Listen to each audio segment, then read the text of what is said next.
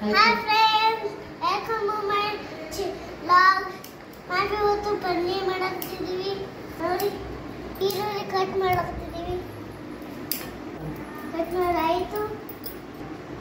ಇನ್ನು ನೆಕ್ಸ್ಟ್ ಇವಾಗ ಹಾಕ್ತಿದೀವಿ. ನೋಡಿ ಇವಾಗ ಮಿಕ್ಸರ್ಗೆ ಹಾಕಬೇಕು.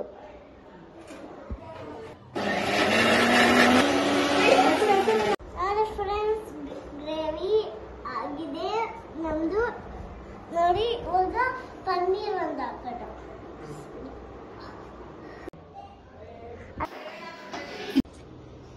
ಈರುಳ್ಳಿ ಹಾಕಿದೀವಿ. ಹಾಕ್ತಿದೀವಿ. ಆನಿಯನ್ಸ್ ಚೆನ್ನಾಗಿ ಫ್ರೈ ಮಾಡಿ.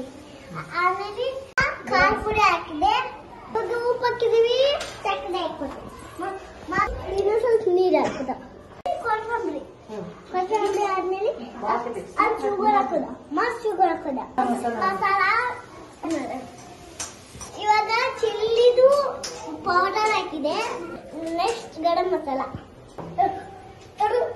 ಗ್ರೇವಿನ ಅದಕ್ಕೆ ಹಾಕ್ಬೇಕು. ಇವಾಗ ಹಾಕಿದೀವಿ. ಇವಾಗ ನೀರ್ ಹಾಕಿ ಮಿಕ್ಸ್ ಮಾಡಿ.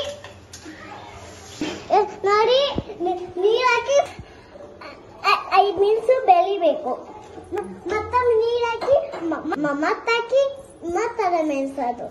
ಆಮೇಲೆ ಫ್ರೈ ಆಗಿ ಪಲ್ಯ ಆಗುತ್ತೆ. ಲಾಸ್ಟ್ ಅಲ್ಲಿ ಕೊತ್ತಂಬರಿ ಹಾಕ್ಬೇಕು. ಕೊತ್ತಂಬರಿ ಆದ್ಮೇಲೆ ಅದು ಫ್ರೈ ಆಗಬೇಕು. ಫ್ರೈ ಆಗಿ ಪಲ್ಯ ಆಗುತ್ತೆ.